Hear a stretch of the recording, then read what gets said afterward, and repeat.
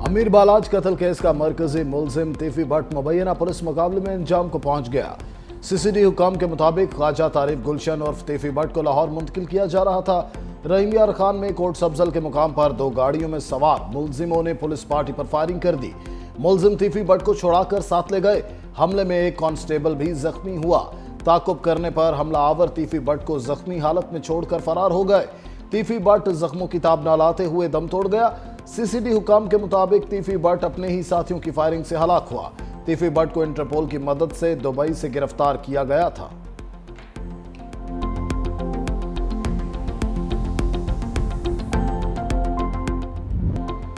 मजहबी जमात के एहतजाज पर लाहौर में दूसरे रोज भी हालात कशीदा।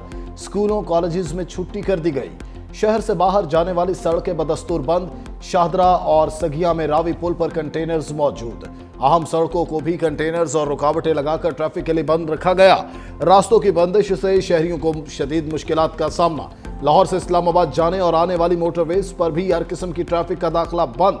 बाबू साबू और ठोकर न्याज बेग से एंट्री की इजाजत नहीं दी जा रही। शहर के अंदर ऑरेंज लाइन ट्रेन और मेट्रो बस सर्विस मुअत्तल।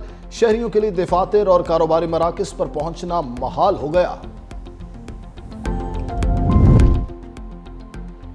मजहबी जमात की फैजाबाद में धरने की कॉल पर जुड़वा शहरों में सिक्योरिटी इंतहाई सख्त। इस्लामाबाद और रावलपिंडी को मिलाने वाले तमाम रास्ते दूसरे रोज भी बंद। मरकजी शाहराहों पर कंटेनर्स की मौजूदगी के बायस जुड़वा शहरों के दरमियान आमदोरफ्त मुअत्तल होकर रह गई। मेट्रो बस सर्विस भी मुअत्तल। मोबाइल और इंटरनेट सर्विस दूसरे रोज भी मुअत्तल। इस्लामाबाद के तमाम रास्तों पर भी कंटेनर्स मौजूद। वफाकी पुलिस और एफसी की भारी नफरी तैनात। वफाकी वज़ीर दाखिला मोहसिन नकवी और वज़ीर मुमलिकत तलाल चौधरी का फैजाबाद का दौरा। सिक्योरिटी इंतजामात का जायजा लिया। मोहसिन नकवी की इस्लामाबाद पुलिस और फेडरल कांस्टेबलरी के जवानों से मुलाकात। ड्यूटी पर मौजूद जवानों का हौसला बढ़ाया। खैबर पख्तूनख्वा में दहशतगर्दी वापस लाने का जिम्मेदार फर्द वाहिद है। रियासत को ऐसे शख्स के रहम व करम पर नहीं छोड़ सकते। हर मसले का हल मुज़ाकरात नहीं होता। ऐसे होता तो फिर जंगे कभी ना होती। DGISPR लेफ्टिनेंट जनरल अहमद शरीफ चौधरी की पेशावर में प्रेस कॉन्फ्रेंस। कहा KP में दहशतगर्दी को सियासी पुष्ट पनाही हासिल है। ऐसी सूबाई हुकूमत मंजूर नहीं जो ऑपरेशन में रुकावट बने। दहशतगर्दों के सहूलतकारों के लिए 3 ऑप्शंस हैं। दहशतगर्द हमारे हवाले करो या हमारे साथ मिलकर उनके खिलाफ लड़ो या फिर एक्शन के लिए तैयार हो जाओ। फौज को घटिया बयानबाजी और गुमराहकुन प्रोपेगेंडे से दूर रखें। हम रियासत नहीं, रियासत का महज इदारा है। हम फैसले नहीं करते, फैसले सियासी हुकूमत और रियासत करती है। सवाल उठाया KP की अदालतों से दहशतगर्दों को सजाएं क्यों नहीं मिली।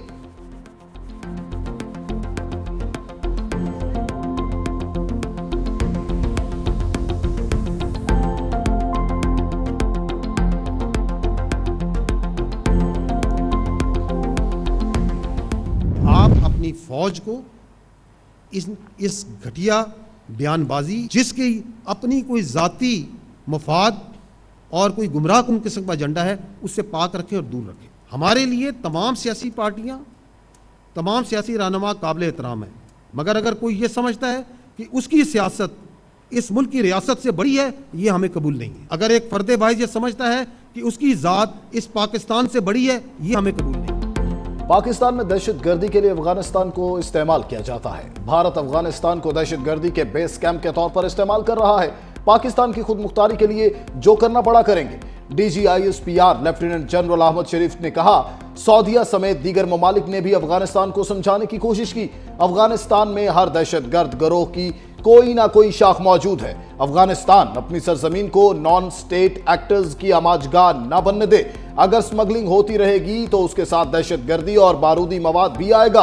उम्मीद है KP के अवाम की हिफाजत के लिए अफगानिस्तान से सिक्योरिटी की भीख मांगने के बजाय सूबे के जिम्मेदार खुद हिफाजत करेंगे। तर्जुमान पाक फौज ने जनरल फैज के कोर्ट मार्शल में ताखीर पर एतराज मुस्तरद कर दिया। बोले, जिसका ट्रायल हो रहा है वो साबिक DGISI हैं। यह इंतहाई अहम नौइयत का मामला है जिसका एक कानूनी तरीकाकार है। फील्ड जनरल कोर्ट मार्शल में ताखीर की परवाह नहीं, इंसाफ के तकाजे पूरे होंगे।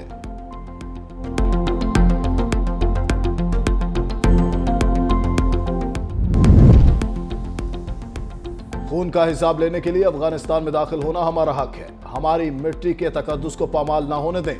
हम भी आपकी जमीन पर आंच नहीं आने देंगे। वजीर दिफा ख्वाजा आसिफ की अफगान अबूरी हुकूमत को वार्निंग। एक्स पर बयान में लिखा, अफगान हुकूमत के साथ बरसों पे मुहित मुज़ाकरात और वफूद के काबिल आने जाने के बावजूद पाकिस्तान में खूनरेजी बंद नहीं हुई। रोजाना फौजी जवानों के जनाजे उठ रहे हैं। 60 लाख अफगान महाजरीन की मेहमान नवाजी की कीमत हम अपने खून से अदा कर रहे हैं। वक्त आ गया है अफगान मेहमान अपने घरों को जाएं और मौसिन कुशी बंद करें। काबुल अब तक कोई जमानत नहीं दे सका कि भारत नवाज फितना खारिज अफगान सरजमीन को हमारे खिलाफ इस्तेमाल नहीं करेगा। अफगान सरजमीन पाकिस्तान के खिलाफ इस्तेमाल ना होने दी जाए। पाकिस्तान अफगानिस्तान की खुद मुख्तारी और खारजा पॉलिसी के हक का एहतराम करता है। तर्जमान दफ्तर खारजा शफकत अली खान की हफ्तावार ब्रीफिंग। कहा, पाकिस्तान अपने शहरियों के तहफ़्फ़ुज़ के लिए सरहदी इलाकों में दहशतगर्दों के खिलाफ कार्रवाइयां करता है। टीटीपी जैसे गिरोह खित्ते के अमन व इस्तेहकाम के लिए मुश्तरका खतरा है। पाकिस्तान और अफगानिस्तान के मफादात दहशतगर्दी के खात्मे और इलाकाई इस्तेहकाम में मुज़मिर हैं। पाकिस्तान समझता है कि अफगानिस्तान को अपनी खुद मुख्तारी और सलामती बहाल करनी चाहिए। पाकिस्तान किसी ब्लॉक की सियासत का हिस्सा नहीं बनना चाहता।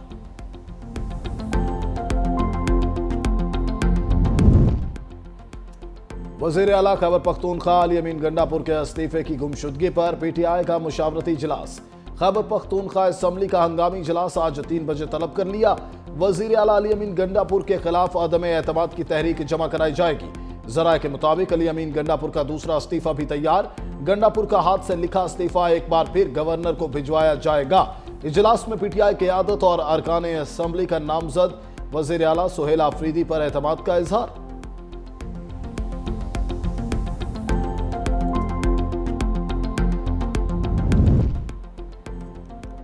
पीपल्स पार्टी का वज़ीर आज़म आज़ाद कश्मीर के खिलाफ तहरीक अदम एतमाद लाने का फैसला। फरियाल तालपुर की ज़ेर सदारत पीपल्स पार्टी आज़ाद कश्मीर की पार्लिमानी पार्टी का इजलास।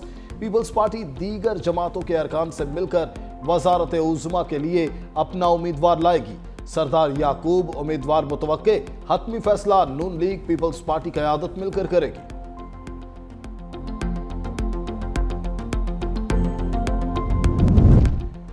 वफाकी वज़ीर ख़ज़ाना मोहम्मद औरंगज़ेब अहम दौरे पर अमरीका रवाना। वर्ल्ड बैंक और IMF के इजलासों में पाकिस्तान की नुमाइंदगी करेंगे।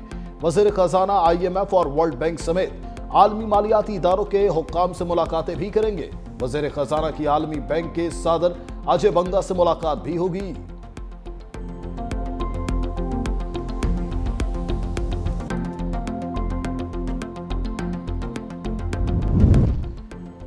गजा जंग बंदी मुआहिदे के बाद फलस्तीनियों ने बचा कुचा सामान उठाकर तबाहाल घरों का रुख किया। हजारों की तादाद में फलस्तीनी शहरी अपने तबाहाल घरों को लौटने लगे। दूसरी जानिब इसराइली फौज ने मुआहिदे के तहत नई हुदूद पर पोजीशंस संभालनी शुरू कर दी। अमेरिका के नुमाइंदा खुसूसी स्टीव विटकॉफ ने कहा, इसराइली फौज ने इनखला का पहला मरहला मुकम्मल कर लिया। यरगमालियों की रिहाई के लिए 72 घंटे का वक्त शुरू हो गया। सदर ट्रंप कल इसराइल पहुंचेंगे, जहां वो मुमकिन तौर पर इसराइली यरगमालियों को रिहाई पर खुशामदीद कहेंगे। अमरीकी सदर तारीखी जंग बंदी मुआहिदे पर दस्तखत की तकरीब में शिरकत के लिए मिस्र भी जाएंगे।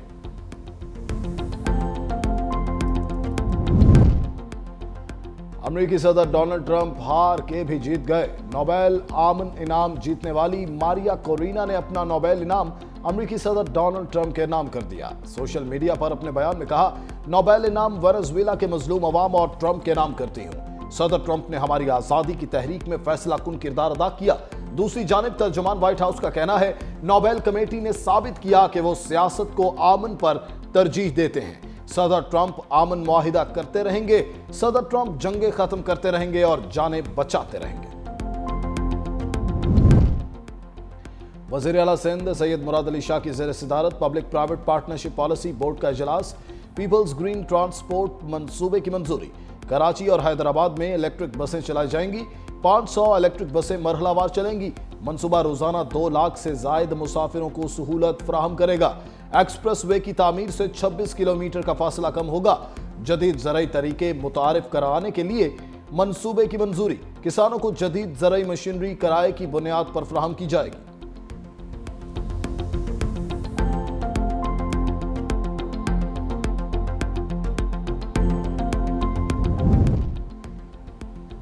आरिफ वाला के मुकाम पर दरियाए सतलुज में एक बार फिर निचले दर्जे की सैलाबी सूरत-ए-हाल। सैलाब में मुतासरा इलाकों में दोबारा काश्त की गई चारे की फसल डूब गई। पानी की सतह में इजाफे के बाद कई मुकामात पर दोबारा जमीनी राबते मुनक़ता हो गए। पहले से मुश्किलात का शिकार सैलाब मुतासरीन की परेशानी में इजाफा।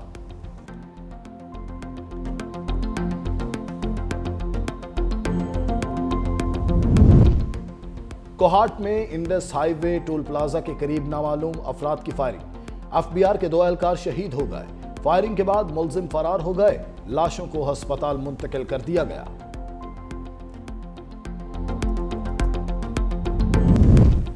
अमेरिका और चीन में फिर ठन गई। सदर ट्रंप का चीन पर इजाफी दरामदी टैक्स लगाने का ऐलान। कहा नवंबर से चीनी दरामदात पर इजाफी 100% टैरिफ लगाएंगे। अमेरिकी मसनूआत के तहफ़्फ़ुज़ के लिए सख्त तिजारती इक़दाम किए जाएंगे।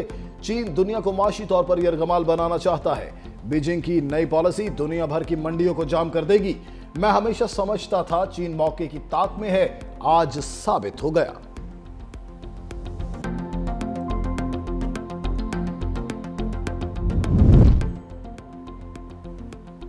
अमरीकी रियासत टेनेसी के असलहा साज प्लांट में खौफनाक धमाका। मुतअद्दिद अफराद हलाक। धमाका हिकमैन काउंटी में वाक़या असलहा साज फैक्ट्री में हुआ। प्लांट में बारूदी मवाद की तैयारी और जांच का काम किया जाता था। वाक़ये की वजूहात जानने के लिए तहकीकात जारी।